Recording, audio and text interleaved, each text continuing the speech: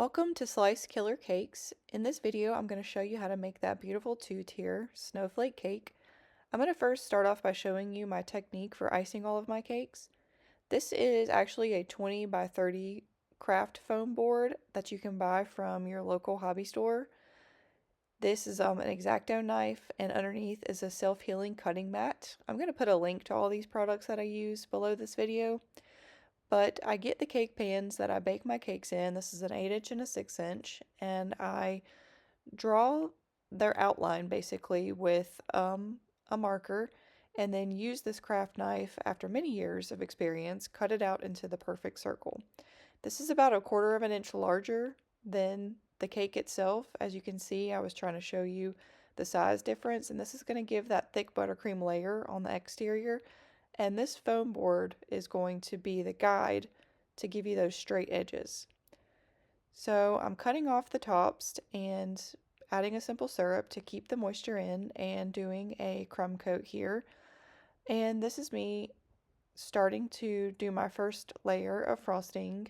This is an American buttercream, and that was after chilling for about 20 minutes because I ice all my cakes cold. You don't really need a lot of a chill time on that first layer. But here you'll see that you just pretty much cover a cake in an obscene amount of buttercream. I'm using a straight spatula here. Again, there should be a link for a similar product below. This is the end-all be-all bench scraper. This thing is life. This is one of the most important cake tools that I have. With the bench scraper, you want it to be completely flat. This is what's going to give you those sharp edges. This is a Rachel Ray bench scraper. I do use a separate one for more of the taller barrel style cakes, and I can include a link for that below as well. This is also my favorite offset spatula. It is a smaller spatula. I just find if you get anything bigger than this, I feel like the metal just gets flimsier the longer it is.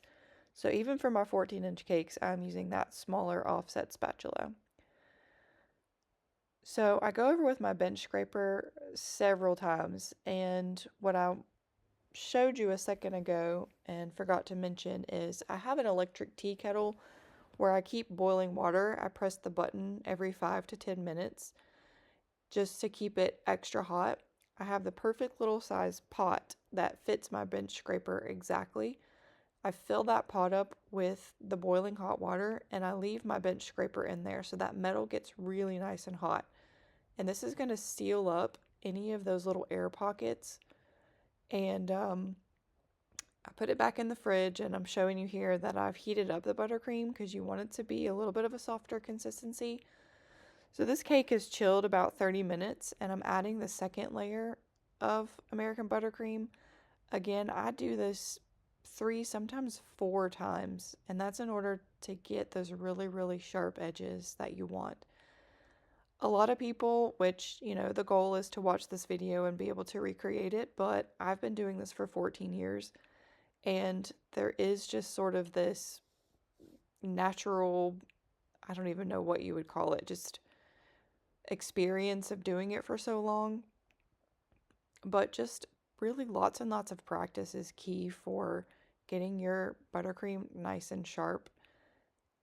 And see here, like, I pull the buttercream towards myself, and there are a lot of people who pull the buttercream away from themselves. It's all in what's more comfortable to you. But the reason why this bench scraper is so important is because it's flat, so it sits flush up against my turntable. It doesn't have any kind of lip that would angle the scraper in or out. It keeps it nice and perfectly straight.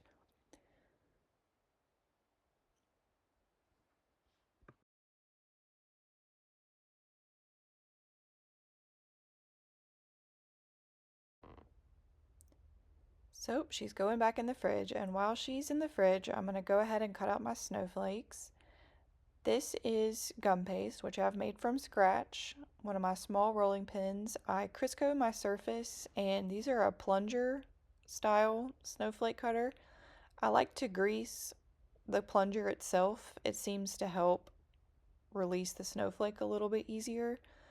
And there I'm using my finger to crisp up the edges because sometimes the edges are a little frayed. So if you kind of run your finger over, it kind of pulls away all those little pieces that get left behind.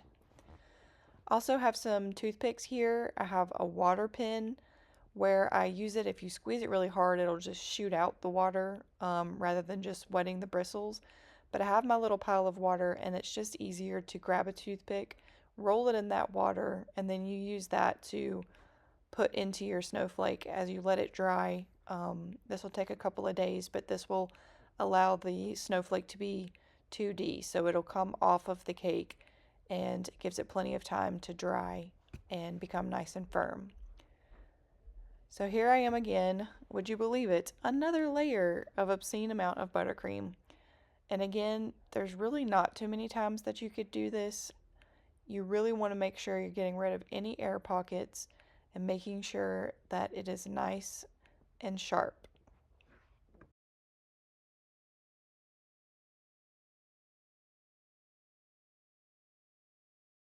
Since you're going to be watching me scrape and re-scrape buttercream for the many, many layers of times that I do this, I was just going to explain a little more about the snowflakes. I cut out a few of each of the sizes. I included a link for the snowflake plunger set that I got on Amazon. It's two different styles of snowflakes with three different sizes per style.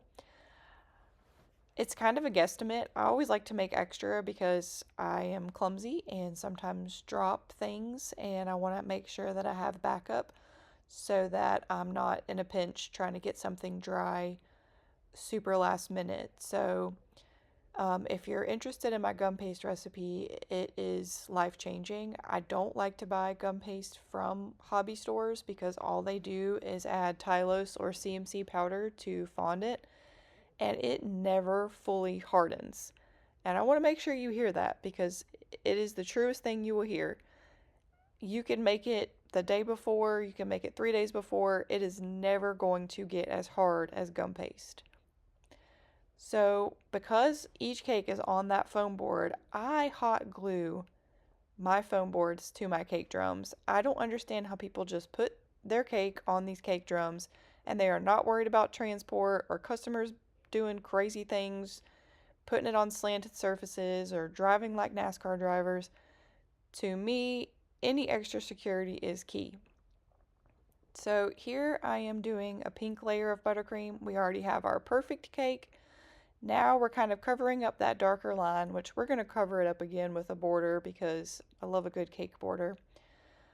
But this is a baby shower cake for one of my friends, and she's having a little girl, so we're going to incorporate some pink. And this is really going to be just a thin layer. You've already got all that thick white buttercream underneath. This is so that you don't have to have so much food coloring in your buttercream all the way through it's touching the cake. To me, this is better flavor wise. And looky here again, I am scraping more icing. But again, we want those perfect sharp corners, and you can never do this too many times because you just get better and better with each time that you do it.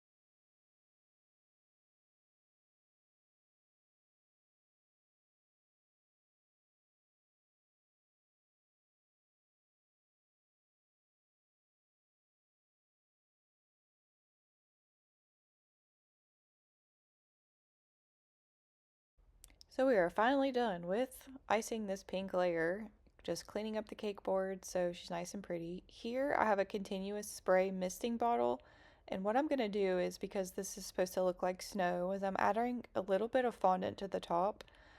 This you don't need to worry about perfectly making sure it goes all the way down the sides. We're just going up the top half of the cake, and again using our craft knife to make fun little squiggles.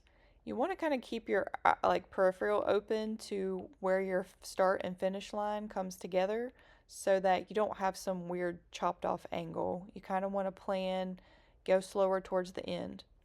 I'm going to do the same thing here for the pink layer, and what I just showed you is one of the biggest cake hacks I believe I can tell you is going to Lowe's and buying, I think it's called Charlotte pipe, and that was to show you it's 2.5 inches. You don't got to get a fancy rolling pin. I have used that Charlotte pipe now for, I want to say, my full 14 years. So I've added the snow to the top, and what I got was some piping gel, and I watered it down just a little bit. And I have covered that on our buttercream. And this is a sanding sugar. That piping gel, rather than just doing it on soft buttercream that you can get your finger dents, like, I mean, I got kind of man hands, and I don't want to press too hard into that cake. So that piping gel helps all that sanding sugar stick really nicely to the cake.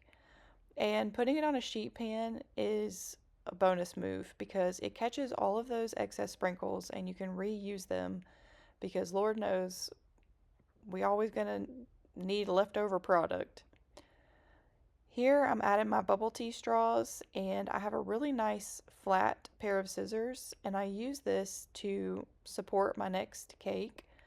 Um, I also purchased these pre-sharpened dowels from Hobby Lobby and I have my pipe cutters to cut the size. I'm going to hammer this through. That's going through that nice thick foam board I have plus through the cake drum. And I use an extra piece of the wood dowel I had left over to hammer it down. And then I just add a little belly button of fondant to the top to cover up the hole. This mold is a Katie Sue serrated rope mold. It kind of looks like a shell border buttercream mold, I think. It has 3 sizes, so I'm using the larger size. I'm going to make a pink border for the bottom tier, and then of course a white border for the top tier. I'm sorry, I'm new to the video making thing, and I went back and actually it is a 1.5 Charlotte pipe, not a 2.5. A 2.5 would be way too large. So here are my dried snowflakes that I'm going to get ready to add to the finished cake. Here I'm also adding the cake balloons. You can buy these on Amazon. They have lots of color packets. I just keep a stock of all kinds of colors. They're one of my favorite ways to add a pop of 3D color to the cake. And then I'm going to go in with a pearl sheen. This is going to be done on airbrush. It is so much faster and it gives you that nice, clean, even coat. And then my favorite part is adding the ribbon because that means I am officially done. Isn't she beautiful?